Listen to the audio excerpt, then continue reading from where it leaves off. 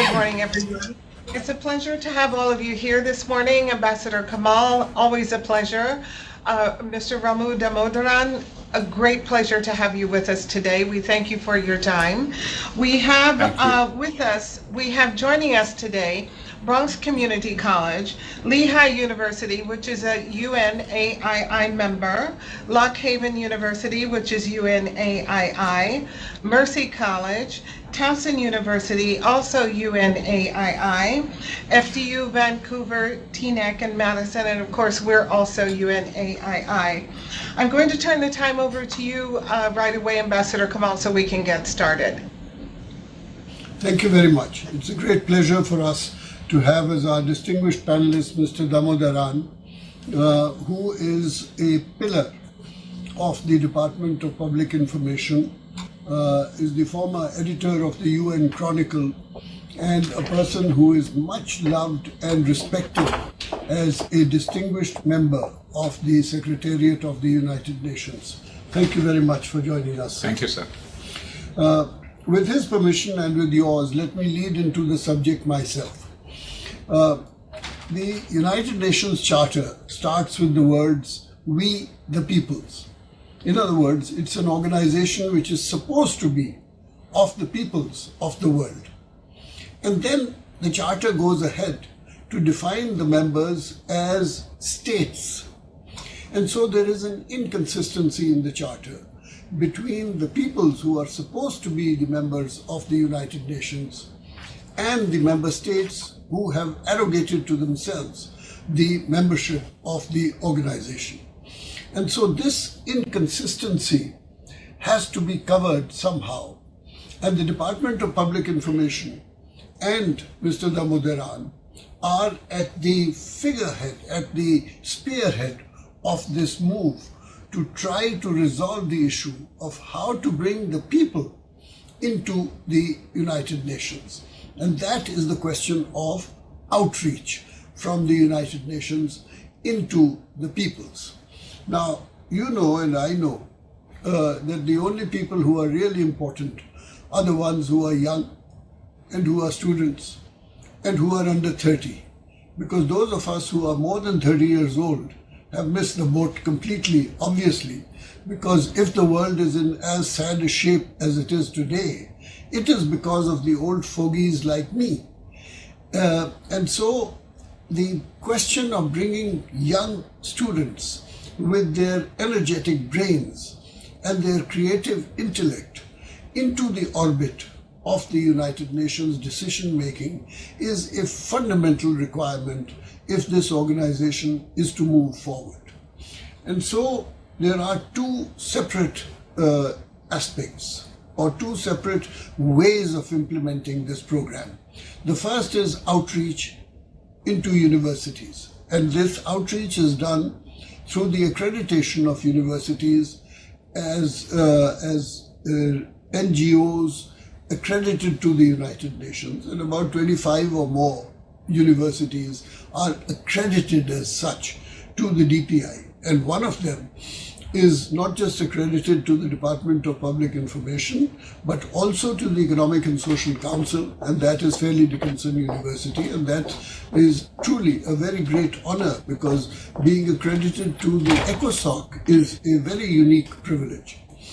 And the second aspect is to spread the message wider, and that wider message is what is called the academic impact, which is the specific responsibility of Mr. Damodoran.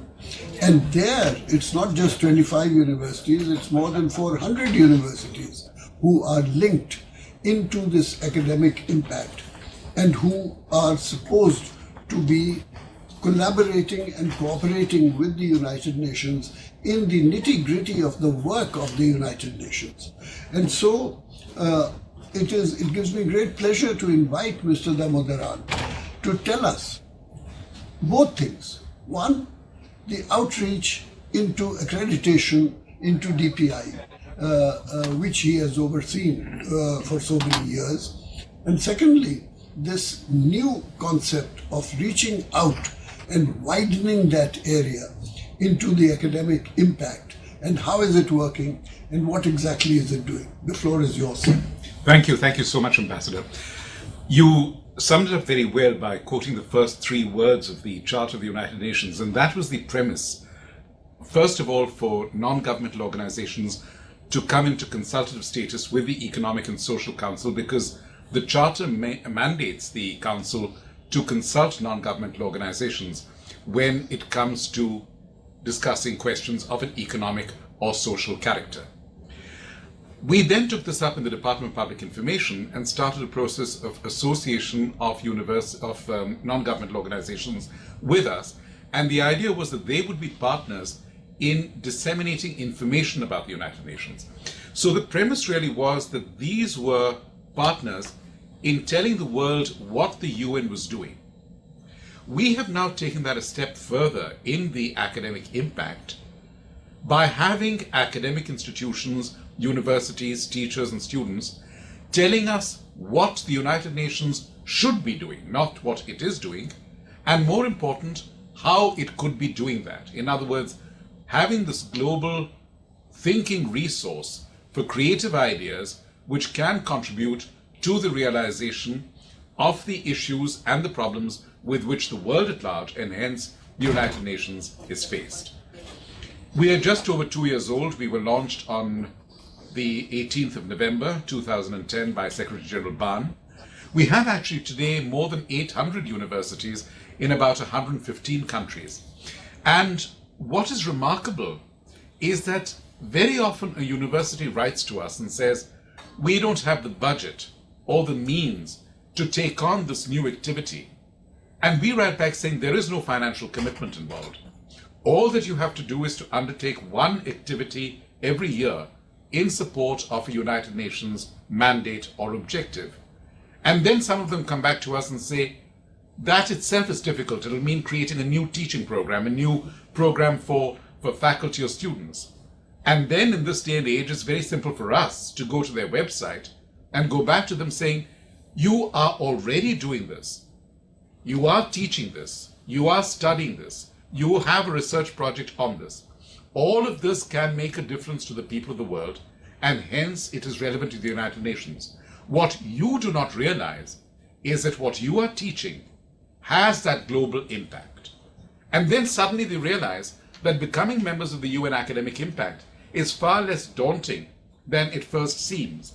And then they're spurred on to go beyond what they're already doing to try to do something more, because then they have the energy and, frankly, a renewed sense of passion to be able to serve we the peoples whom you mentioned, sir. I want to go deeper into this because there is no doubt that on the one side you have an outreach into universities. Right. Let's say the UN telling the universities what they are doing. And then you have the inward move of universities coming in and saying, we can help, and here is how we can help. Right.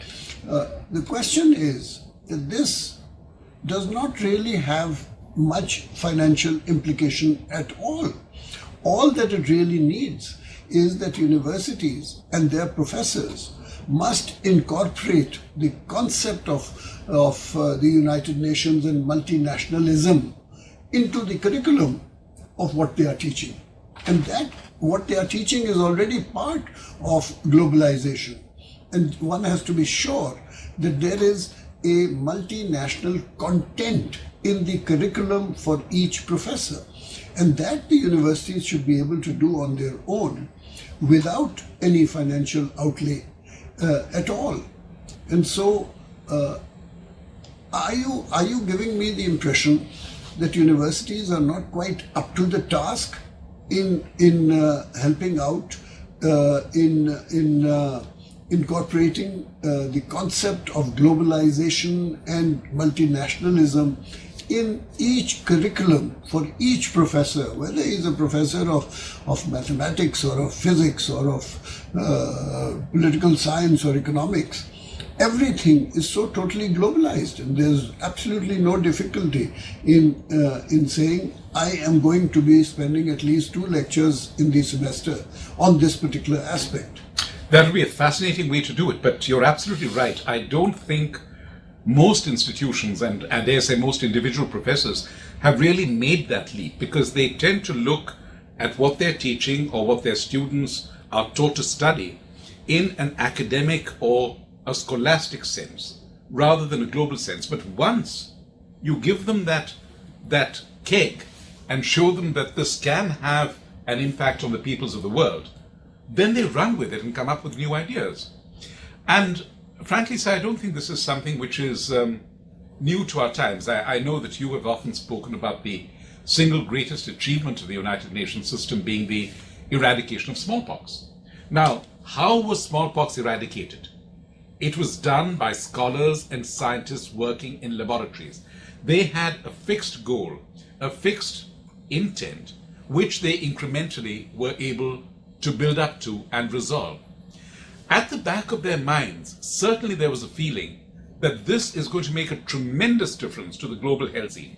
It's going to make a tangible difference in the lives of millions of people. But ultimately, the first point was research. The first point was scholarship. And then suddenly the second element fused in.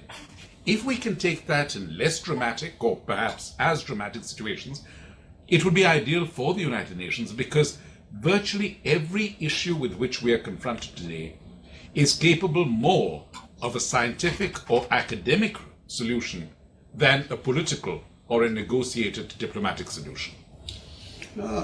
Yes, but I still think that we are behind the curve in universities and perhaps even in the United Nations, because the world is getting more and more globalized. Globalization means that borders are being eroded, and as borders are eroded, there is a greater interplay of states and of peoples, not just in trade and commerce and economics, but also in ideas and culture, in the exchange of concepts between peoples. And right. That is why all of us have enriched ourselves by learning from other cultures with whom we have come into contact over the past 1,000 or 10,000 years.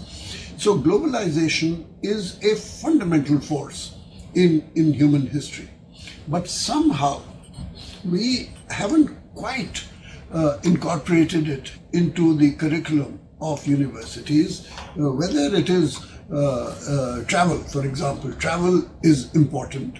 The more you travel to other countries and other peoples, the more you learn about them. The more you study other languages, the more your ideas become wider and different. The more you exchange ideas, whether they are scientific ideas or whether they are ideas like global warming or whatever, all this is a common heritage of mankind. And I think we need to bring all universities into the ambit of the academic impact, so that there can be this interplay, not just between them and the United Nations, but also among them themselves. And I want to know, how are the universities, you have 800 members in the academic impact, how are they collaborating with the United Nations and with each other? Or is it just a paper tiger, the academic impact?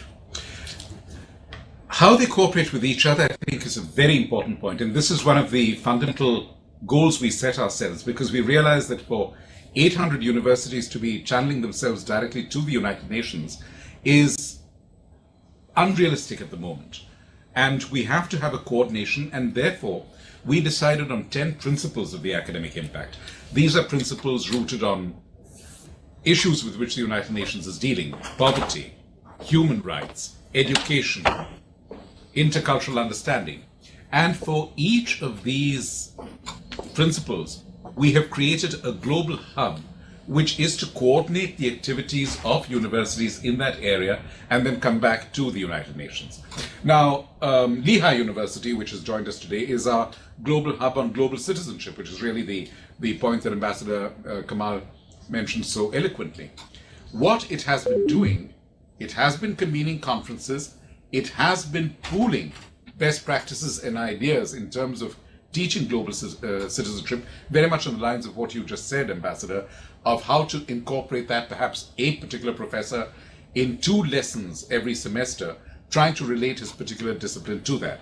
So we have this network. I think one of our most successful hubs actually has been our hub on environmental sustainability, which is the Black Sea Universities Network based at the University of Constanța in Romania. And they have done enormous work in not only the ecology and the environmental sustainability of their immediate region around the Black Sea, but use that as a model for other coastal littoral states. The Community of Mediterranean Universities is a new partner with them. We have the Baltic Sea Network, and virtually every society in the world which finds itself on a coastline and therefore has, on the face of it, the same problems and challenges that a university around the Black Sea does. So that's one way of looking at it.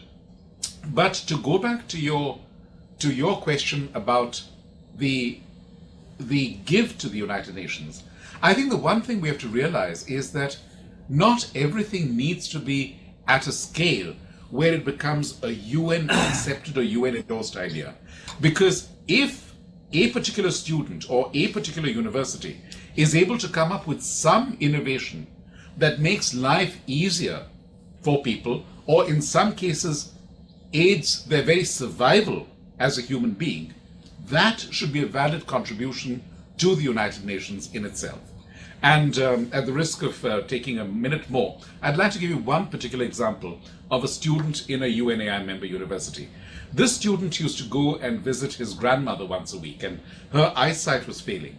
And the thing she missed most was making herself a cup of tea every morning, because she put in a tea bag, poured the hot water, but she had no idea when the water reached the rim of the cup, and it inevitably spilled. Sometimes it burnt her hand, inevitably had a mess on the counter, and this was causing her tremendous disappointment. And so the student decided to try and see what he could do, went back, devised a tea mug in which he put a little electronic chip about an inch below the rim, so that the moment the water reached that level, it beeped, and his grandmother knew when to stop pouring the water. How do you trade that or relate that to the United Nations, you may ask? This is an organization which a few years ago enacted a convention on the rights of people with disabilities.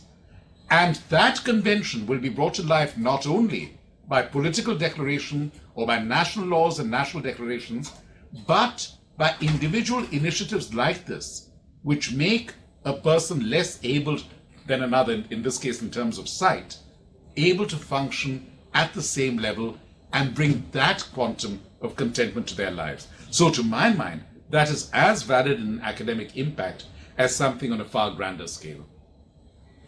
No, you're absolutely right. The question is, how can we ensure that the academic impact continues to build up a database of actions of this type, and spreads the good word, a chip on a teacup to beep when it's reaching the rim, is an idea which should go around to all 800 universities who are members. And just that idea would encourage 800 universities to come out with counter ideas and better ideas of a different type, whether they relate to teacups or to global warming or to outsourcing or whatever. Absolutely. It is that listserv which I think is absolutely essential, so that these ideas can spread. Now, the problem of maintaining a listserv is that you need staff. Yes. I know it for a fact that you are very short-staffed. It's a very, very small setup that you have, and so how can you spread or redelegate responsibilities? I know that Fairleigh Dickinson University was very keen to help out in the beginning as a part of the secretariat of the academic impact.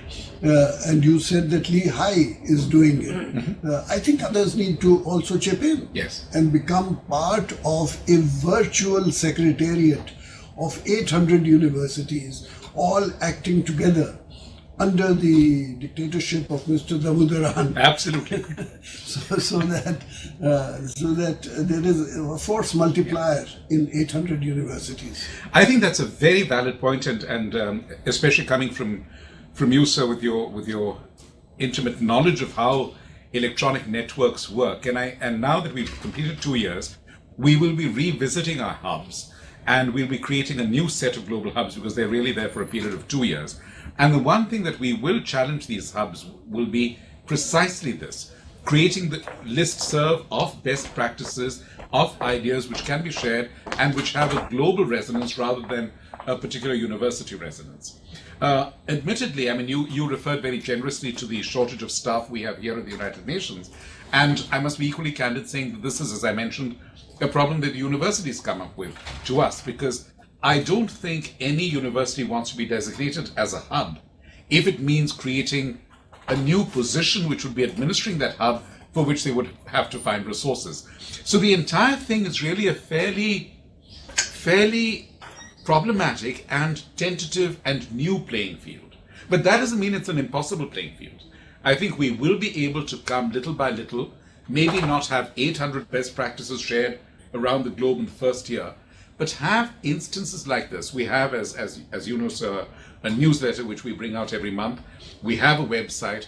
We have asked each university to send us an activity report which will include innovations or projects such as this, so that when you go to our website and say you see Fairleigh Dickinson University and you click on the university's name, it'll take you to a link where the activities or projects undertaken by FDU over the year are listed, so that another university can look at that and say, this is something we'd be interested in, and then get in touch with Fairleigh Dickinson directly.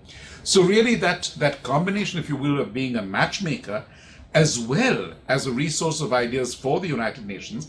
And again, I'm talking about the United Nations in terms not of the Secretariat alone, but of the larger United Nations, which includes member states and again the peoples that constitute the member states.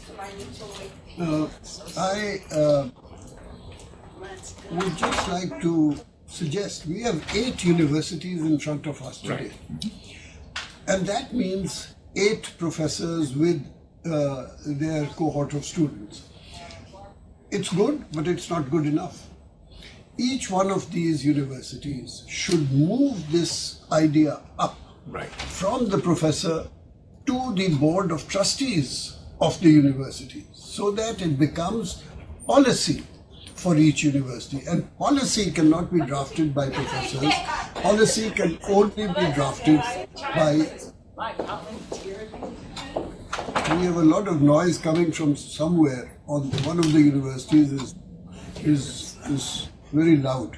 But in any case, that we need to have policy framed at the board of trustees level, so that it's not just one professor, but all the professors who are encouraged to sit back and think.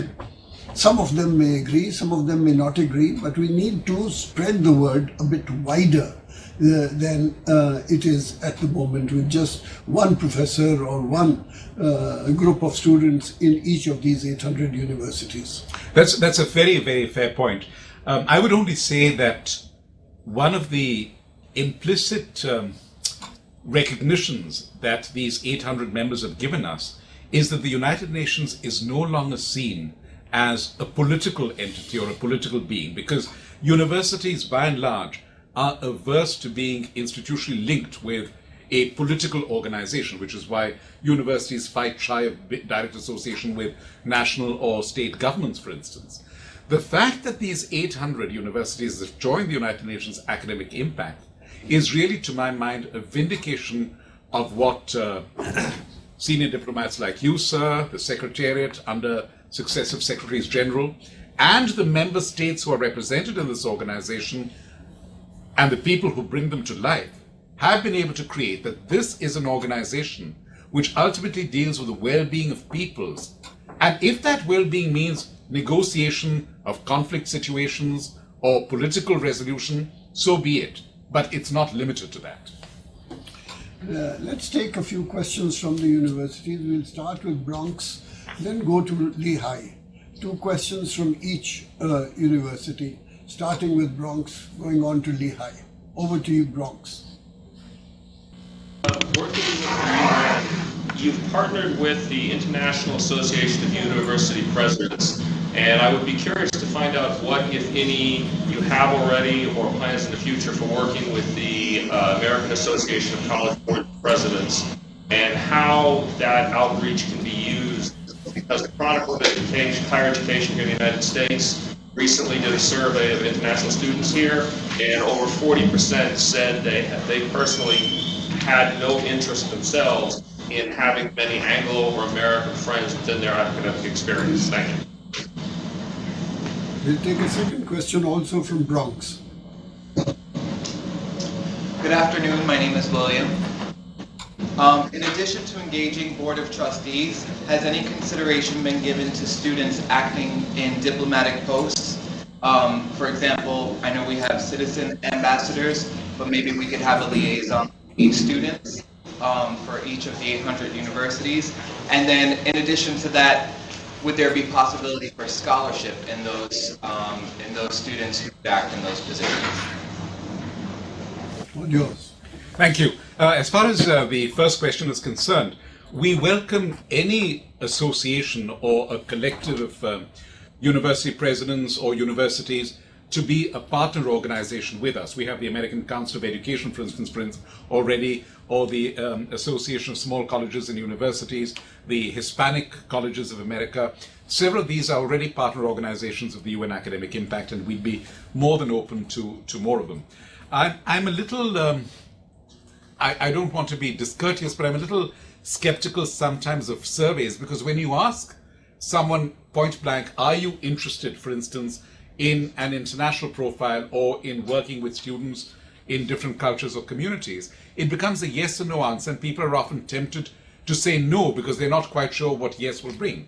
But I think every one of the students who might have shied away from saying yes is probably online, on the internet, dealing across cultures, and as Ambassador Kamal put it, dealing across porous borders which are not really divisive any longer. So the practice in many ways is much more telling than the statistic or the answer given. Sorry, sir. I just wanted to pick up on that second idea, because many of these universities have travel abroad programs as part of their curriculum. Right. And when they travel abroad, surely the students who are traveling abroad can all be made ambassadors of the academic impact, so that when they go and they meet other students in other countries, they should be able to talk about the concept of globalization and how there is a forum called the Academic Impact, which is a freewheeling association of 800 plus universities. And I think this should be part of the talking points of students who are undergoing a travel abroad program for any of these universities. No, absolutely. I mean, that was actually the second question, which I think what you said, Ambassador, is absolutely relevant. But I did want to, in that context, mention the academic impact is really universities getting together. And we look at universities in their totality, the administration, the executive, the teachers, and the students. But an offshoot of the academic impact is specifically geared for students. It's called ASPIRE. And like all UN programs, it's an acronym. Action by Students to Promote Innovation and Reform Through Education. And what we're encouraging students to do is to create ASPIRE chapters in their universities. And as Ambassador Kamal and as you said, work with each other so that they can collaborate as students across the board, even as their universities are doing so within the UN Academic Impact. And what's I think more important also is that many ASPIRE groups are in universities which are not yet members of UNAI, because the students are keen, but there's still some sense of diffidence in the university leadership in signing on. So we've told students, go ahead, create this, do something, and come up with ideas at your level and with students around the world. Let's take two questions from Lehigh, followed by two questions from Lock Haven. Lehigh, you have the floor. Good afternoon, Ambassador. Thank you for your presentation. My name is Afton. I'm in the Comparative and International Education program here at Lehigh. My question for you is, what do you suggest that universities can do to ensure that the programs they hold are actually making a social impact rather than just serving individual or university reputation? Thank you. Question from Lehigh. Thank you for your presentation, Ambassador. My name is Savannah Boylan, and my question is, you can have a university with an academic impact, but most of those global ideas are through international clubs and courses. With Lehigh having over 40% engineers, how can the academic impact infiltrate courses such as math, science, and engineering, in which these students don't have regular access to the global initiative? As far as the first question is concerned, my suggestion would be that any conference or deliberation should end with action points, not just a summary record, but of a specific idea which can be translated into actual steps or concrete action which can make a difference. And I think once we begin to do this, frankly, we should be doing this in the United Nations ourselves. And I think if academic institutions took that on, it would be a model for us to follow. As far as the second point is concerned, I think Lehigh is a very unusual institution in that it recognizes innovation by students. There is an award given to students who come up with ideas which are innovative, and this goes across all disciplines. As Ambassador Kamal said, when you come to subjects like, say, mathematics, or which seem to be a little abstruse and limited and do not necessarily admit of international relevance or international cooperation, the task can be a little more challenging. But what I would suggest you do, purely as an exercise, is go through the last 20 years of Nobel Prizes in the sciences, in physics, in chemistry, in medicine, in economics, and you will find that in each case, the prize was awarded for a specific achievement or discovery, but beyond that, it was a discovery or achievement that made a difference in the lives of people. And so, frankly, there is no discipline which is insulated from that capacity to make change and to be and to make things better. I would like to add that the sky is the limit to the ideas which you can follow if you have the passion to follow them. I was listening to an academic discussion yesterday on the number of languages which are going extinct every year in the world. 25 languages are going dead every year because the last person speaking that language is dying.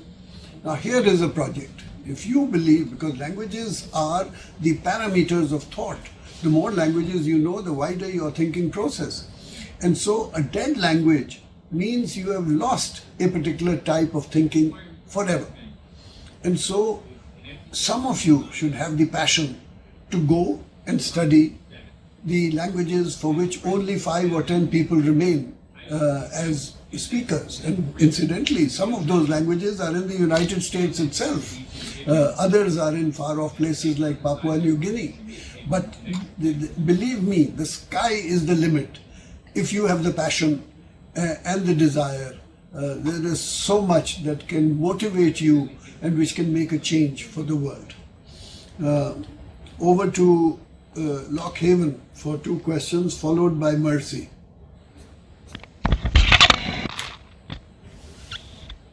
Hello there, my name is Layla. My question is, besides study abroad programs and international student clubs, what is a plan that universities can implement to bring more foreign language education into their schools? I know here at Lock Haven we only have 2 languages. What can we do to expand that programming without an extremely large budget? Second question. Good afternoon, my name is Kimberly, and my question is, why don't we consider taking this initiative to high schoolers to get the students and the teachers to think about this at a younger stage, because not all students end off going to universities to eventually learn about this and actually they start to think about globalization and global effects. On the first question, can I ask why Lockhaven has only 2 languages? Surely the students at Lockhaven represent more than 2 linguistic groups. What are the other groups of students, and why are they not making noise about languages other than the 2 that you are referring to, which I presume are English and Spanish? Well, we actually have Spanish and French here, but our German professor retired about 2 years ago, and in order to take another language like Korean or Japanese or Arabic, you would have to get it video fed through another school in the state system, or you would have to actually go to a country where that language is primary to learn it. This is Rick Goulet.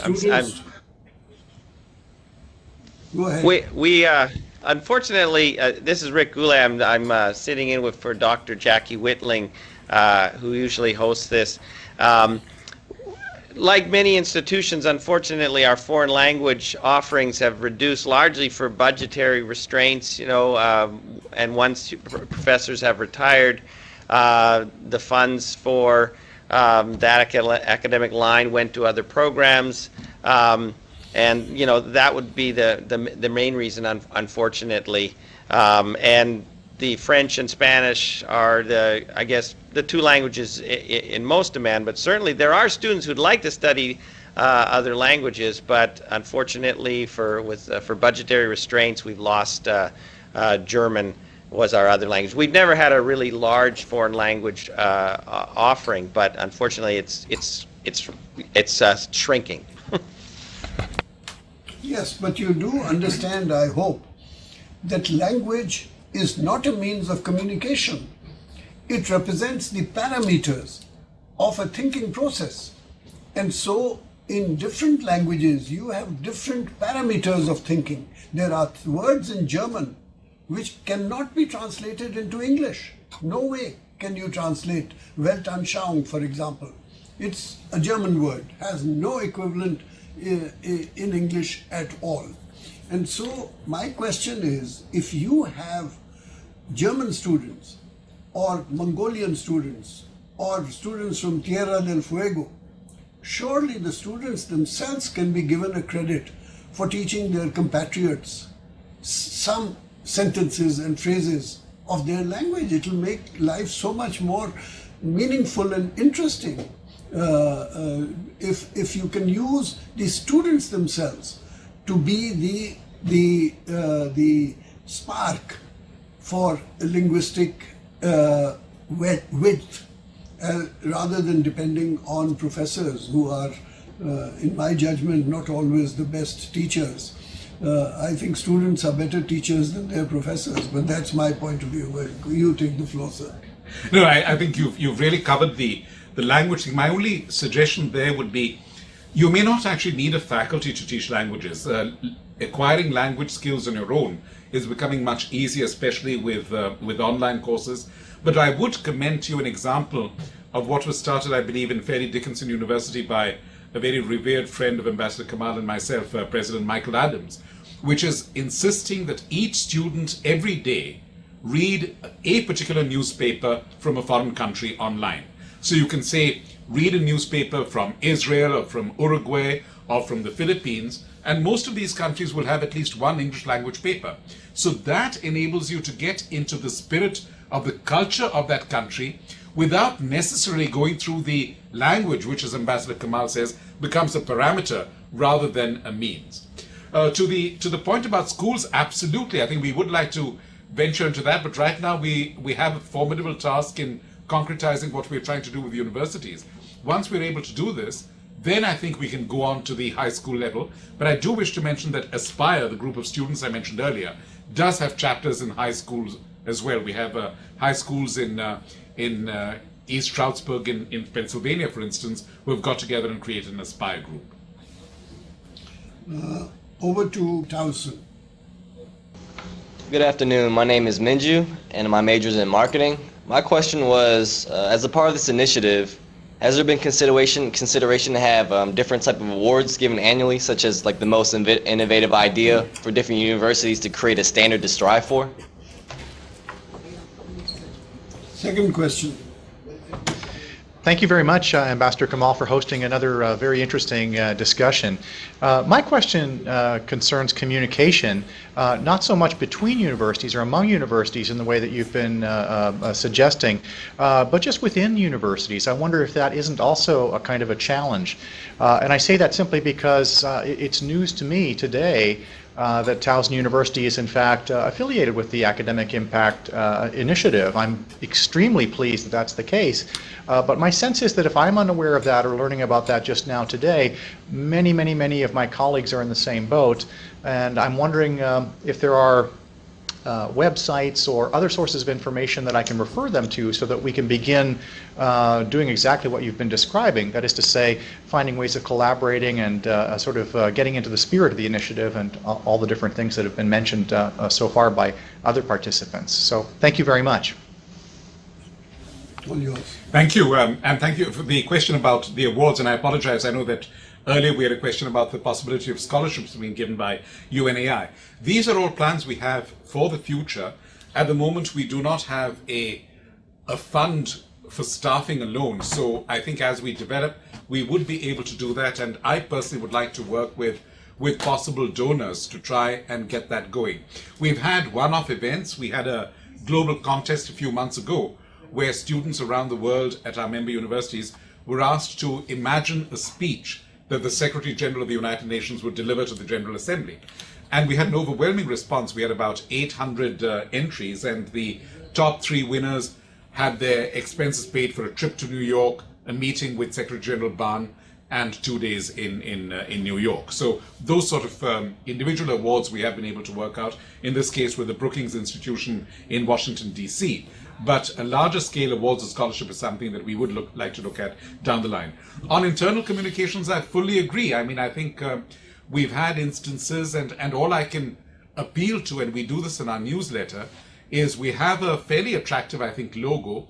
I would encourage universities or institutions that are members of the Academic Impact to put that on their own website so that when you, faculty or students, go to your institution's website, you see this and begin to wonder what this is, and then realize that this is something that you could contribute to. But absolutely, internal communication within universities is as important as between them.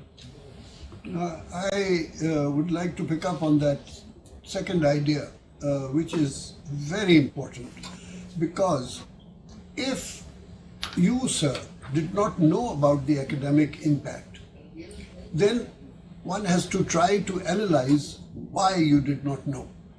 And you did not know because the level was not raised, I think, to the Board of Trustees. Because once it is raised to the Board of Trustees, it then trickles down to all the faculty and becomes part of the policy of the university. And so obviously, the United Nations Academic Impact, not as a United Nations project, but as a project of collaboration, it has not been raised to the level of becoming policy in the university. And that is a structural adjustment problem. And that structural adjustment requires that you raise the level and take it up with the president of the university and through him with the Board of Trustees to say, why? ¿Por qué? Why is it that this has not, why is it that I did not know? I find it interesting because it is possible that you might say, I think the whole concept is nonsense, I don't want to study it at all. But if you do want to study it, then I'm sorry, you have to take measures in order to raise the level so that the good word can be spread wider. The second point is that you have to encourage the students to come forward with innovative ideas about the academic impact and the collaborative aspects. We don't want too much talk about the flavor of the day. The flavor of the day just happens to be global climate change or things like that. But there is a lot of other things happening in the world. Pick up innovative ideas, something that is new, something that others have not thought of yet, That would be value added. If you can pick up something brand new, and I'm sure that students can do it. The greatest things in the world have been done by people below the age of 30. I assure you that all those of us who have crossed the age of 30 have already lost it, because the most productive years are between 20 and 30. And that is when they should be coming out with ideas and concepts which can move the world forward. Do you agree or Absolutely, disagree? absolutely. You're welcome to disagree. No. I think it's also a factor that what really disappoints me is not only that the faculty, for whom I have such high regard, are unaware of an institution being a member of UNAI, but that students are not. And I think that what you described so aptly as internal communication will, I hope, go down the entire structure of a university, so that everyone realizes that whatever they're studying, whatever projects they do, or frankly, whatever games they play, can have and make a difference to the people of the world. On a small scale initially, but ultimately through the network and through working with the United Nations on a truly global scale. Yeah, I think we have to congratulate the professor at Yes, sir. Towson for bringing up Yes. a problem Yes. which is structural in nature and which has to be answered properly if we are to move forward. Right. Let's go on to Vancouver for two questions, and we'll come back to Mercy after Vancouver. Hi, Your Excellency. My name is Felix. I'd like to know, outside of the framework of the Academic Impact Initiative and perhaps outside of academia completely, what are the options for graduating students to become more involved with your department and UN professionally, or even for members of the general public to input ideas? Second question. Good morning, Your Excellencies. My name is Royce. What can you recommend to all students to become more involved in the international community? Well, I think both these very pertinent questions are, in a sense, interrelated. As far as graduating students are concerned, one possibility certainly is the internship program we have, which I would encourage those of you who would like to come and spend some time in New York working at the United Nations to explore, and you'll find details on the UN website.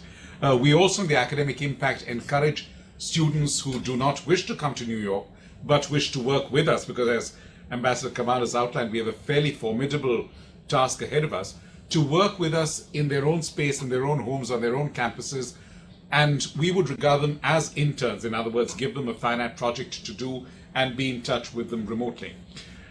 I think, in one way, I know we've tried to steer away from the notion that the United Nations is composed of member states, but unfortunately, in a legislative sense, in an acting sense, it still is in many ways. So the one point about what young people should do, or how to get your ideas into the United Nations, do not underestimate the capacity of your government to put forward those ideas.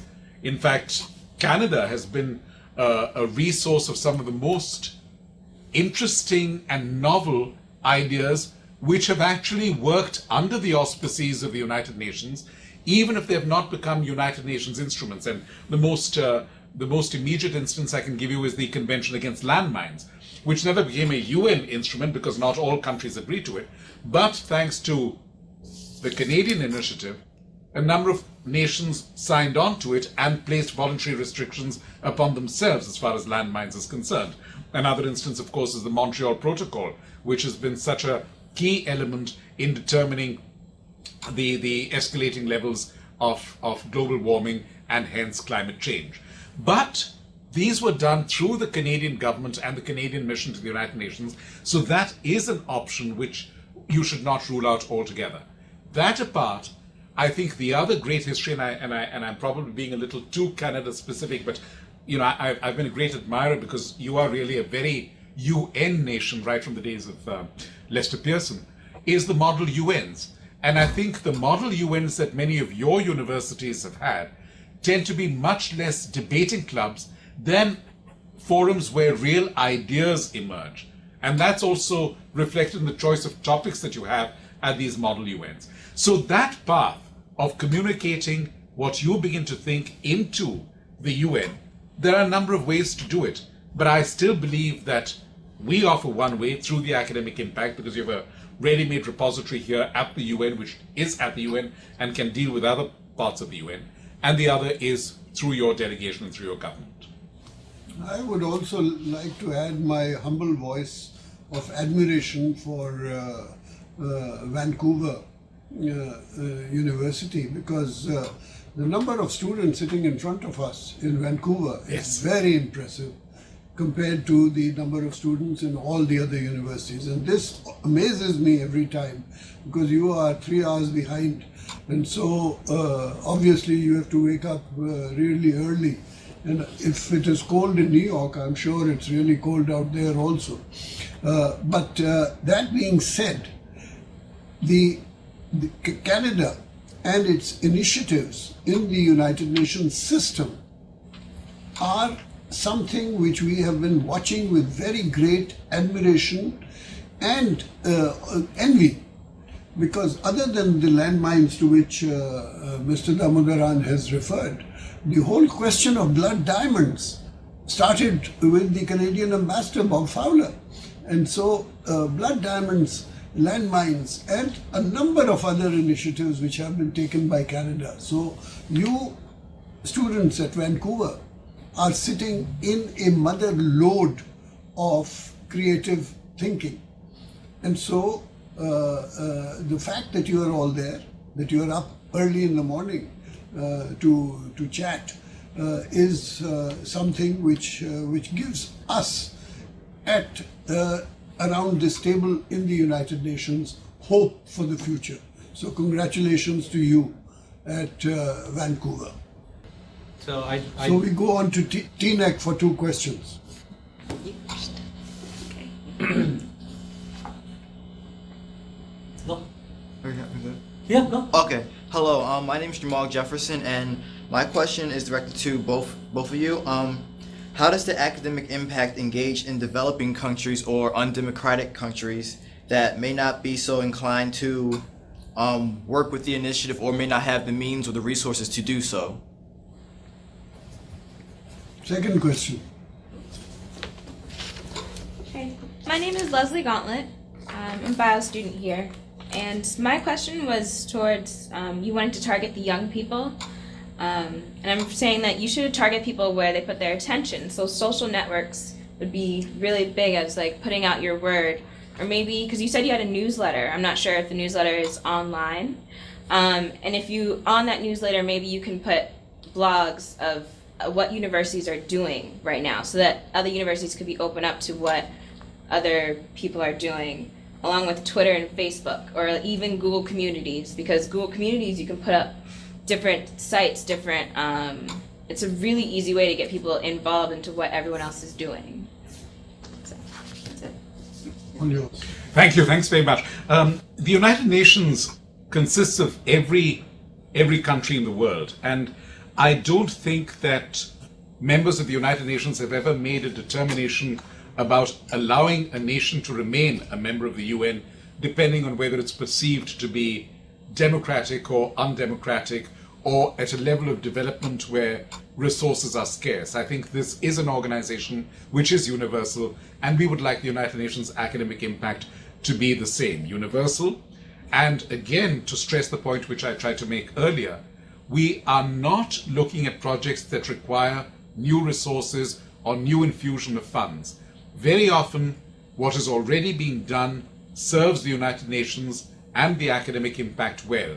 The only thing is that students and their teachers and the university administration, and as Ambassador Kamal rightly said, the trustees, have to realize that this is not just academic, this is global, and this can make a difference. Certainly social media, our newsletter is on our website, and we do have a very active Facebook presence, which I suppose is now almost primitive in terms of social media. But yes, I think there's a great deal that we ourselves can do. But more important, what I find encouraging is what students and teachers do between themselves in setting up networks, both in terms of conventional blogging and relating to each other over the web, and in terms of more direct, specifically social outlets like Twitter, like Google communities and others. And this is something which I think everyone realizes and creates their best space of communication and exploits it. But you have to watch out for both these questions are slightly troubling to me. On the first, which is democracy or non-democracy, there are no countries which are non-democratic. Everybody is on different rungs of the ladder of democracy. Some are slightly higher, some are slightly lower. But to believe that some countries are non-democratic, I think is judgmental as a concept, because any leader who goes further than what the public in his country wants is going to get assassinated.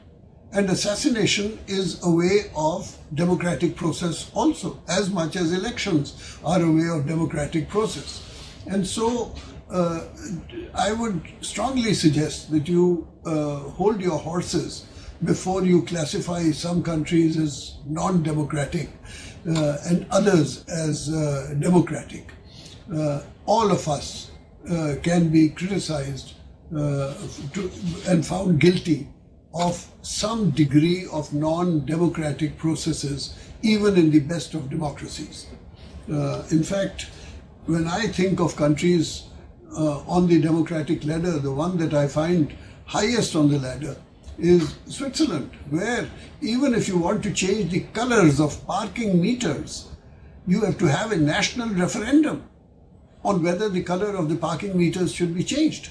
Now that is the other extreme of democracy.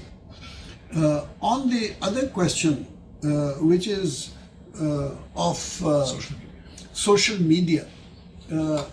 Social media is all very nice, but it is too instant. It is instant coffee, and instant coffee cannot compete with brewed coffee. And so slow down. Don't try to go too fast into social media, which is instantaneous and which just thoughtlessly moves in a particular direction. Slow down. What is important is not news. What is important is analysis. And analysis takes time. It cannot be confused with news. So watch out for this social media. I know that it is the flavor of the day. But my own impression is that it will come under closer examination as we find that its news content is much higher than its analytical content. Okay, over to Madison for 2 questions from Madison. Good afternoon, Ambassador Kamal and Mr. Damodoran. My name is Isaiah Dupre, and my question is, what do you do for universities with students who are interested in international programs but do not have the means or the staff to support them? Did they hear you? Second question. Okay. I have a question to ask you. Mr. Damodoran, you mentioned internships, and you specifically indicated there are possibilities for off-site internships where students can work from home. What is that process? How is that set up?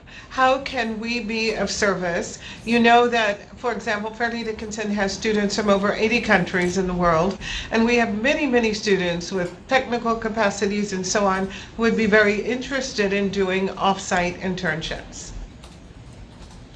Thank you. As far as the first question is concerned, it goes back again to we are not, the academic impact is not at the moment a resource for resources, to put it that way. I think that each university will have to find out or determine what its own budget and staffing will allow in developing international programs.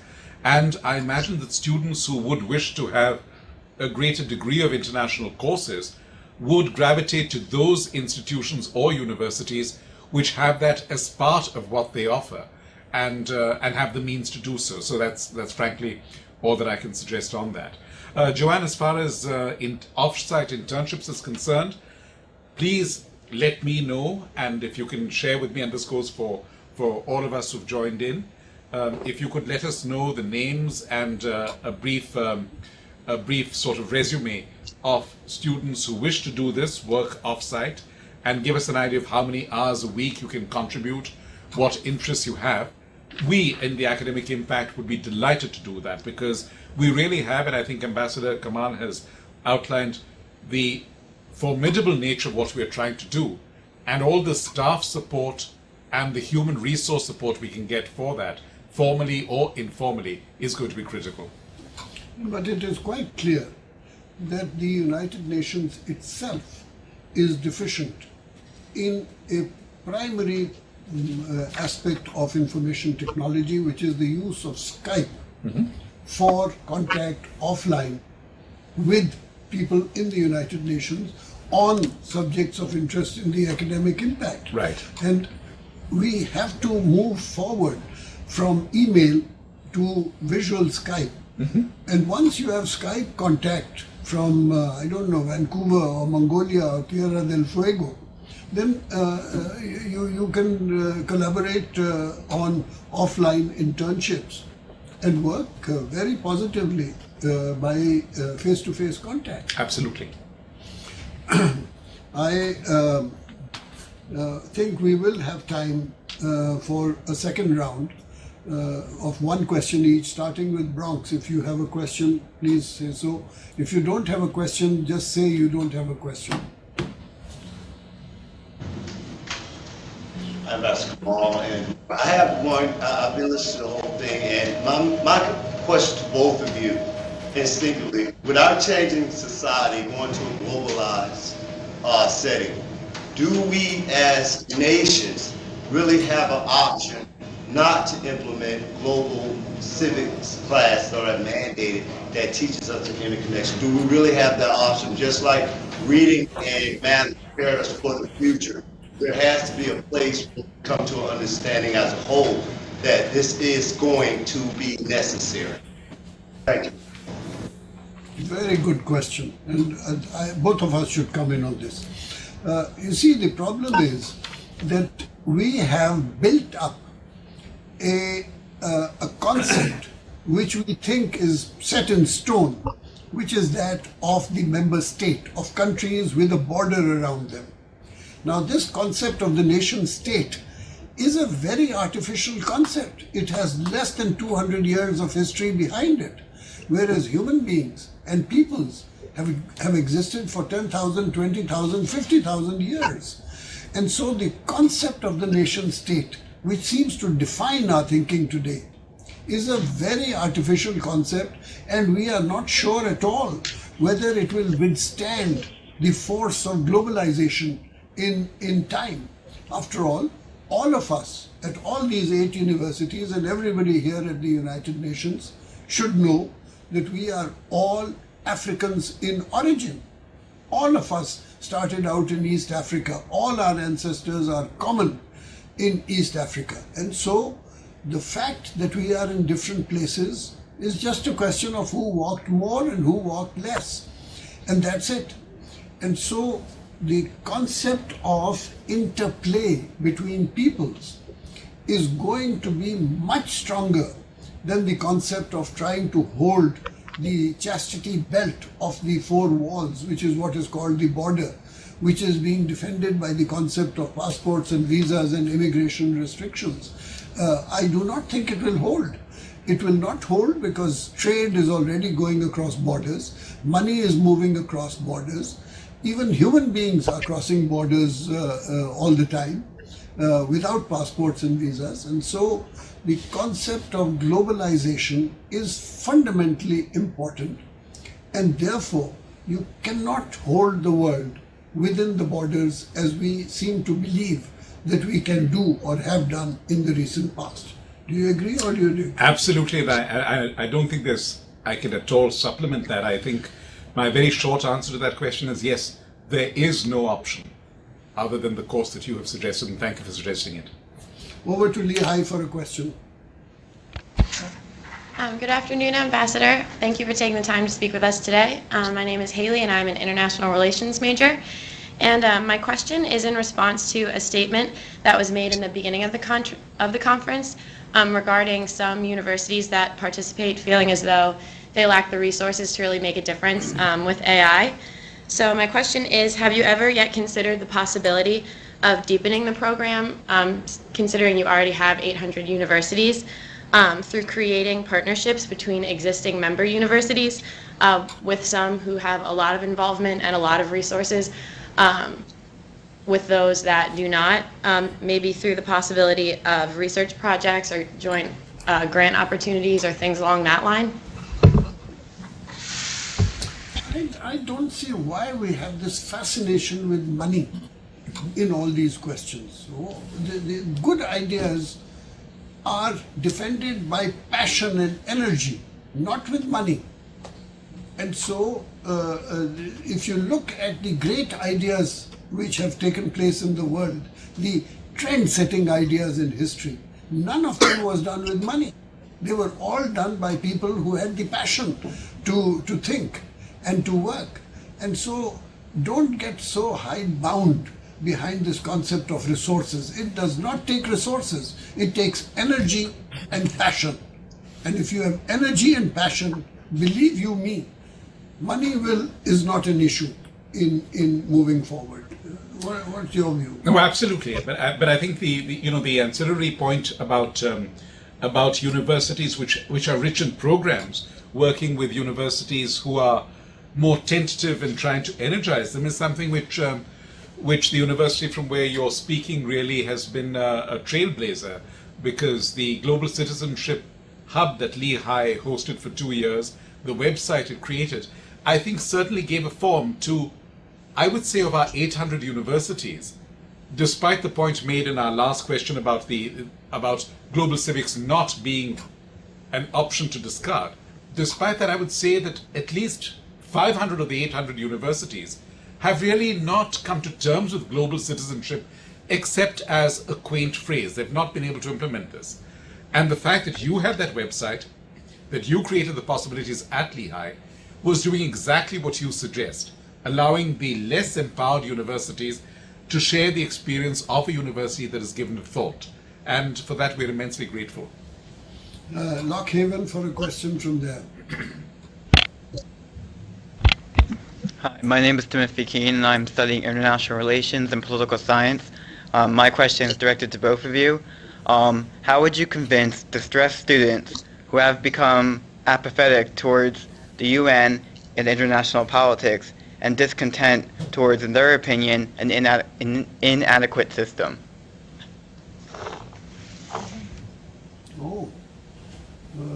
Is that a serious problem in universities, that there are students who are unhappy with their universities and who want to, who are full of anger and discontentment? Is that so? It's just related to the United Nations itself. Anger to the UN. I see. Okay, yours. Well, I think you really have to find a way to constructively channel that anger and let the United Nations know what it is about what the United Nations is doing, or perhaps what it is not doing, that makes you angry. And then, and to go back to Ambassador Kamal's metaphor of the 10 years which you can make the most of in terms of ideas, the years between 20 and 30, or perhaps even a few years short of 20, come up with those ideas. The only rubric that I would suggest is, please make them workable ideas, because we have created a system in this organization, a system which has been very fragile. The fact that it has lasted, what is it now, it's going to be 68 years, is a tribute to the imagination and the willingness of each country not only to live with each other, but also to live with its own people and their ambitions and their aspirations. So you have to come up with those ideas of how the UN can make you less angry. I'm sorry, it can't really be more simple than that. But mind you, some of us share your anger about the UN, so you're not alone. I join you in that anger. Okay, Towson for a question. Thank you. Thank you for your time again, Ambassador Kamal. My question is, how can the academic initiative help disadvantaged countries from not falling behind in globalization and preventing a larger gap from the wealthy and those who are disadvantaged? Not all of them, incidentally, not all of them are disadvantaged. You know, this impression that you have that there are rich countries and then there are poor countries.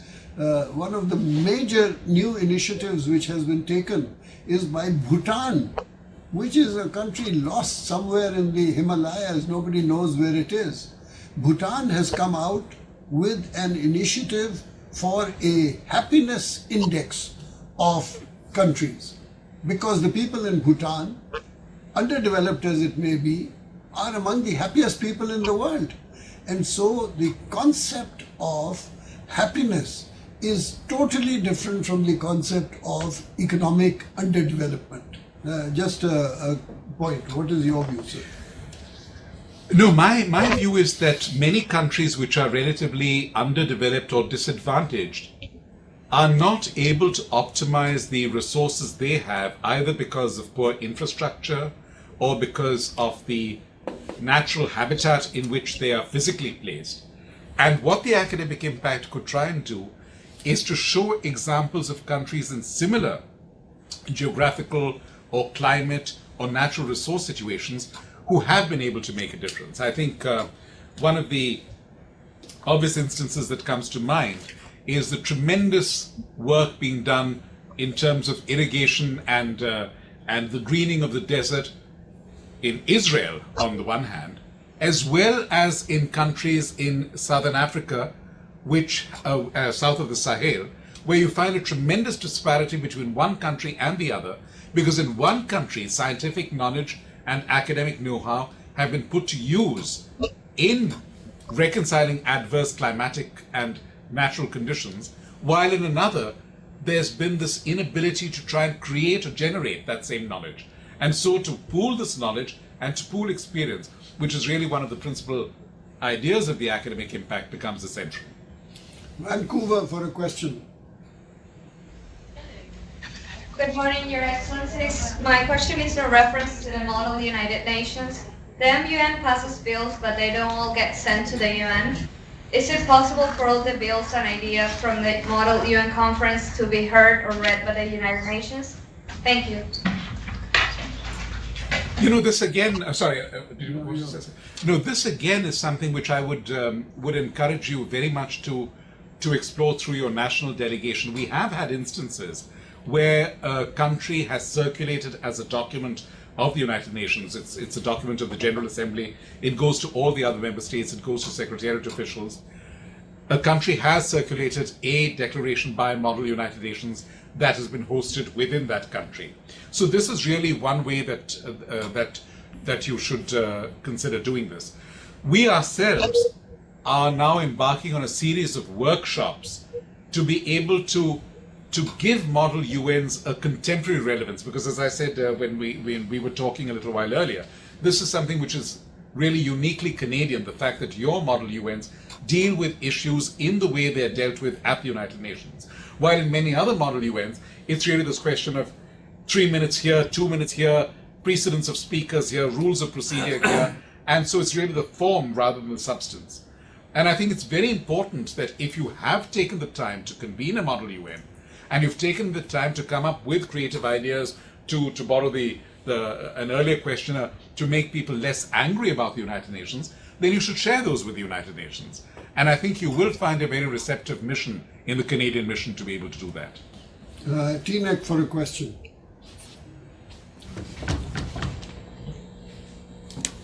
Mine's not really not a question, but I'm directed to Ambassador Kamal. But my earlier question, when you said that even assassination was a part of the democratic process, I think that was very insightful. However, when it comes to that, it's not even any democratic process within a country.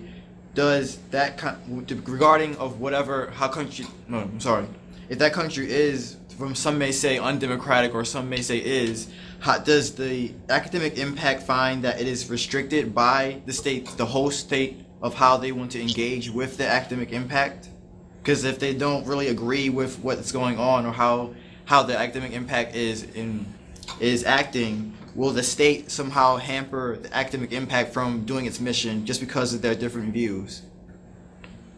No, I don't think so. I think this is the advantage of modern technology, the social media that you referred to, because no state can control that media. No state can control the email systems or the ways of contacting each other through information technology. And so I think the state cannot control the thinking process of young students. Over to Madison for a final question and to close the session from the Madison end. All right, thank you very much, Ambassador Kamal and Mr. Damodoran. I was particularly interested in your commitment to more innovative thinking being involved with the UN Academic Impact Program. And science is one of the fields where there is most frequently the most exciting innovation going on. To what extent are you focused on encouraging the sharing of scientific innovation within the context of the UN Academic Impact? I know you mentioned one Eastern European country hub, for example. Are there any other initiatives going on in this arena? No, that's a very good question and slightly dangerous. It is dangerous because countries are becoming very sensitive about holding on to the scientific technology that they have and keeping it within the country itself. And so it is becoming very difficult to get access to scientific technology because countries don't allow you to do that. And that is why this is big business now, spying and trying to steal technology from each other. And I would have thought that underlying your question is the concept that if we are all linked to each other in one world, then we should have a free flow of technology and we should all be learning from each other as much as we can, and the whole world will improve its status. But that is not what is happening. Countries are holding on to their technology and not willing to allow it to be exported. And the obverse of that is, we are in the United States, there's a major problem here in the fact that visas are not being given to students to come here to study from other countries because of fears about fallout in security. But the net result is that we are creating barriers where we should be breaking down the barriers. What is your view, sir? I think what you've said, sirs, is very valid, and added to that is the fact that in many cases there is not only the question of national sensitivity in terms of development of scientific knowledge, but also the territorial protection, if you will, of what we like to call intellectual property. And what we have tried to develop as a sort of a motto for the academic impact is an idea of intellectual social responsibility. And just as corporate social responsibility was able to transcend the protective turf of corporations in a larger social good sense, we would like to see that happening in the scientific and intellectual sphere as well. And I was very heartened. We have a consortium of technological universities in Australia which have got together and which have made clear that where a technological advance or a scientific advance is for the greater common good, there should be no question of intellectual property asserted.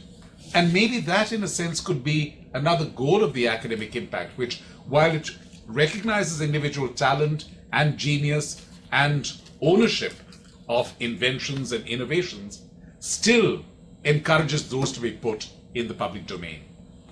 I think we need to go slightly deeper. This is a very important question that has been asked, and I hope that all the students are still there to listen, because the concept of intellectual patents and copyrights has been described as state-sponsored monopolies And that is what they are. These are states which are monopolizing information and not allowing it to be transferred out. And the lead country which has tried to break through this barrier is India, which has said that you cannot have patents on medicines, for example, which are life-saving concepts, because a life-saving medicine should be freely available in generic form and should not be patented in brand names. And this has been a major problem, particularly in ARVs, which are the drugs used for AIDS. And ultimately, India and Brazil got together and won the case against corporations who were trying to maintain a patent on antiretroviral drugs.